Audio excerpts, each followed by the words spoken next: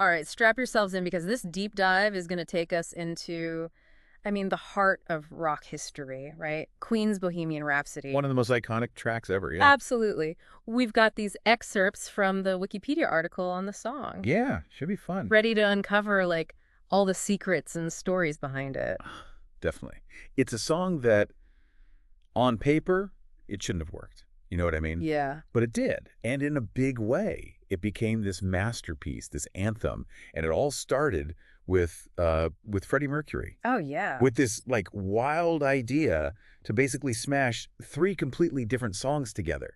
Like, who does that? Three songs in one. Yeah, I'm trying to picture it. Is this him, like, at the piano playing this beautiful ballad? right. And then suddenly he just, like, stops and yells, "And now for the opera." Pretty much. I mean, it wasn't completely unheard of at the time. Oh, yeah. Like bands like Yes, You Know Them Sure. or Jethro Tull, they were doing this kind of thing in the prog rock scene. But for a pop single, Yeah. that was unheard of. It Yeah. was wild. Totally. But Queen, I mean, they had that prog influence, but they turned it into something else. Yeah. Yeah. They definitely had their own thing going on. Oh, absolutely. Huh. Unique. It's just like the recording process. They're recording. Yeah. Talk about mayhem. 5 studios, 24-track tape. Yeah. It was basically like the 70s version of a moon landing. Oh, wow. Super ambitious, too. Think about it. They had 180 vocal overdubs What? for the opera section alone. No way. They were pushing the limits of, like, the tech back then. Yeah. Bouncing tracks between 8 generations of tape just to fit it all in. Wow. I mean, the tape was practically see-through by the end. really? Worn thin from all those Galileos. That's incredible. And didn't that section alone take them like 3 weeks to record? Yeah, something like that. It was insane. Totally unheard of for a pop song Yeah. in that era. But Freddie, he had this vision, and he was, like, fearless. I mean, it was a huge risk, Yeah. but it paid off big time. Absolutely. Okay, let's talk lyrics. The Wikipedia article mentions this big mystery around what they actually mean. Yeah, the meaning. So, did Freddie ever, like, explain it? Nope.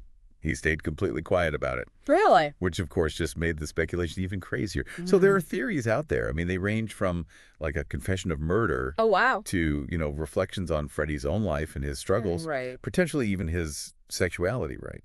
But then you've got, like, Kenny Everett saying that Freddie called the lyrics random rhyming nonsense.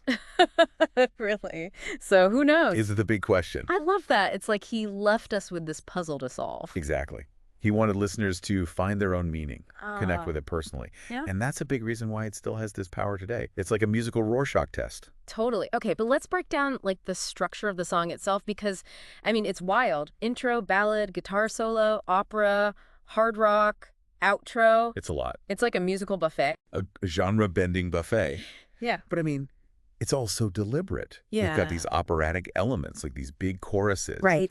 And even those Italian phrases. Oh, yeah. But somehow, it's still catchy, Oh, yeah. accessible. Yeah, totally. Which is how it could be this prog rock masterpiece and a massive mainstream hit at the same time. Right. Like those operatic touches, they're so over the top. It's almost like they're winking at you, you know? Uh-huh. Like, No, hey, we're Queen. We can do whatever we want. exactly. And I think that's part of its appeal, it was like this celebration of creativity, not being afraid to take risks. Yeah, I love that. So what did other musicians think of this, like, audacious creation? Well, Brian Wilson, like the genius behind Good Vibrations, right?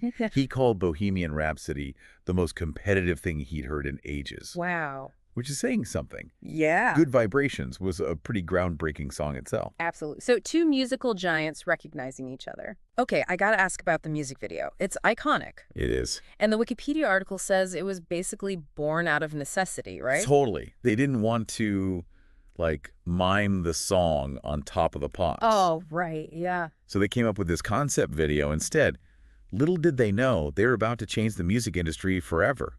Wow. The power of no, right? Necessity is the mother of invention. It's true. And it wasn't just the video. The way they structured the song, recorded it, super ambitious for the time. It paved the way for so many others. Yeah. The multi-tracking, the soundscapes they created, Mm-hmm. it all pointed towards the future of music production. Absolutely. Speaking of the future, we can't forget Bohemian Rhapsody's Second Life, Second Life. thanks to Wayne and Garth.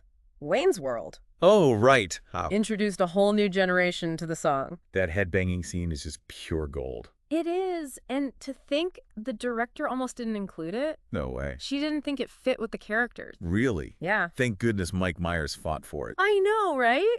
And that apology he made to Queen for, like, whizzing on a Picasso by mixing the movie footage with the original video. I love that. What did Queen say? Thank you for using our song.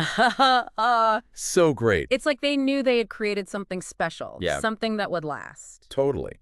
And that brings us to, I guess, the legacy of Bohemian Rhapsody. It's, I mean, more than just a hit. Yeah. It's this cultural phenomenon. It still resonates so strongly today. It really does.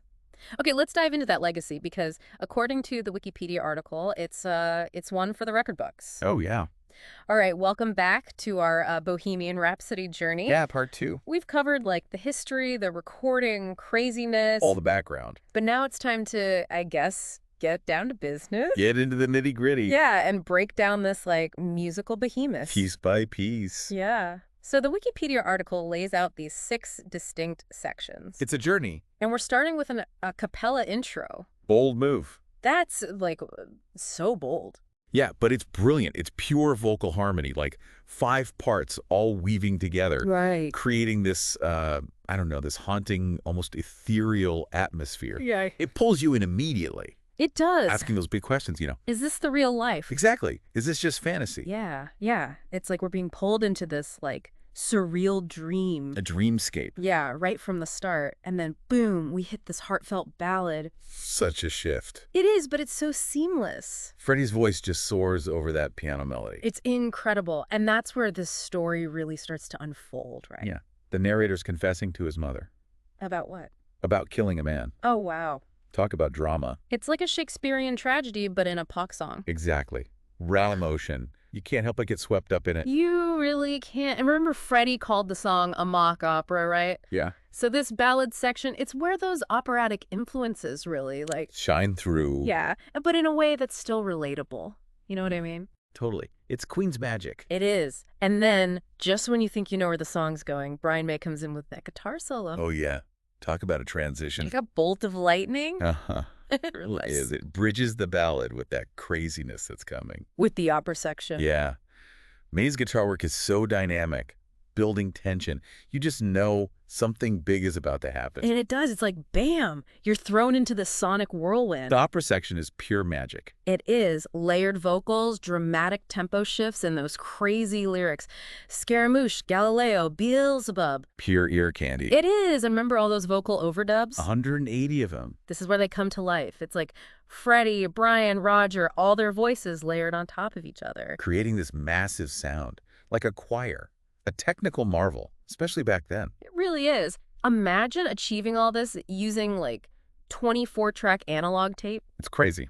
They were pioneers, pushing the boundaries. Freddie was the conductor, you know, orchestrating everything. He knew what he wanted, and he got it. It's true. And that's what makes this section so extraordinary. And then, just as suddenly as it started, the opera's over. And we get hit with a hard rock. Yeah. This head-banging frenzy. It's like a release of all that energy. It is. And the lyrics change too, right? Oh, yeah. The narrator's confronting someone, accusing them. Of what? Betrayal, abuse. Yeah. Can't do this to me, baby. Like raw emotion just pouring out. Yeah, it's like the calm after the storm, but the storm's still raging inside. The anger, the hurt, the defiance. It's all there. It is. And then, almost like a sigh, we drift into the outro. Or to turn to introspection. Yeah. The harmonies come back. The lyrics get wistful, almost melancholic. Nothing really matters. Anyone can see. Like the narrator's gone through this whole journey, this emotional ringer, and come out the other side. With acceptance. But with a bit of sadness, too. Yeah. And that final line, anyway, the wind blows, and then the gong. Chills. It's perfect. It leaves you with this feeling, like this quiet contemplation. It's a masterpiece. They crammed so much emotion, drama, musical diversity, all into one song. It's true. A testament to their talent, to Freddie's genius. Absolutely. We've dissected the structure, but now I want to talk about the lyrics. That mystery, that's a big part of what makes the song so enduring, right? Oh, totally. It's like Freddie left this Lyrical Rorschach test for us. To figure out. Exactly. And the theories are all over the place. They are. Some say it's a confession. Others say it's about Freddie's struggles. There's even one connecting it to The Stranger by Albert Camus. Really? Yeah, with those themes of existentialism and absurdity. Wow. It's amazing how many different interpretations there are. It is. And then, of course, you have Kenny Everett saying that Freddie dismissed the lyrics as random rhyming nonsense. Which just adds to the mystery. Of course. It's like Freddie was saying, here's this incredible song, now go figure it out. Exactly. He never wanted to impose one meaning on it. And that keeps it fresh. So true. It lets each generation find its own meaning in the lyrics. So what do you think they mean? What resonates with you? That's the million-dollar question, isn't it? I guess it is. It's a question without an answer, and that's part of the magic. It keeps us thinking, keeps us coming back. A musical puzzle we keep trying to solve. And in the process, we learn something about ourselves, about the power of music. That's a perfect way to, I guess, wrap up part 2.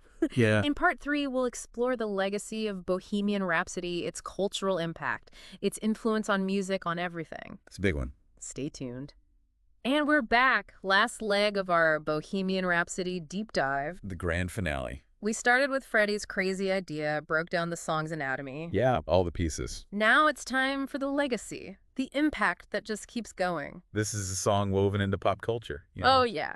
The Wikipedia article, it barely scratches the surface. Not even close. It's always on those greatest songs lists. But it's bigger than that. It's like, I don't know, Bohemian Rhapsody is part of some shared language. And I mean, Like you hear those first few chords. anywhere. And you just know. Instant recognition. Doesn't matter if you know the lyrics. It's the feeling. It's true. And speaking of hitting the charts, it's the top British single of all time, Guinness World Record. Yeah, it's got the accolades to prove it. Rock and Roll Hall of Fame, Grammy Hall of Fame. The whole shebang. It's a force of nature in music history. It really is. And it's still going strong. Most streamed song from the 20th century. A song from 1975, before streaming even existed. Right. Still dominating the digital age. It's crazy. Talk about timeless. Exactly. New generations discovering it, connecting with it, just like we did. Absolutely. And the Wikipedia article, it mentions all these cover versions. Tons of them. The Muppets. Polka Bands. It's like a blank canvas for other artists. They take it, transform it, but that Bohemian Rhapsody essence is always there. It's pretty amazing. So what do you think it is? What made this song such a global phenomenon? It's multi-layered. The music, the emotion, the mystery. But honestly, it's Queen's audacity. Their audacity. They weren't afraid to be different, to break all the rules. And that resonated with people. Sometimes those unconventional ideas have the biggest impact. Totally. Bohemian Rhapsody tossed out the rule book, created its own rules. And still inspires today. Oh, absolutely. It's a challenge, a song that'll keep rippling outward. It will. It's been fantastic exploring Bohemian Rhapsody with you. Likewise. I feel like I've gained, I don't know, a whole new perspective. And to you, our listener, keep exploring this song. Find what it means to you. That's the beauty of it. Absolutely. That wraps up our deep dive into Bohemian Rhapsody. Until next time, keep those headphones on.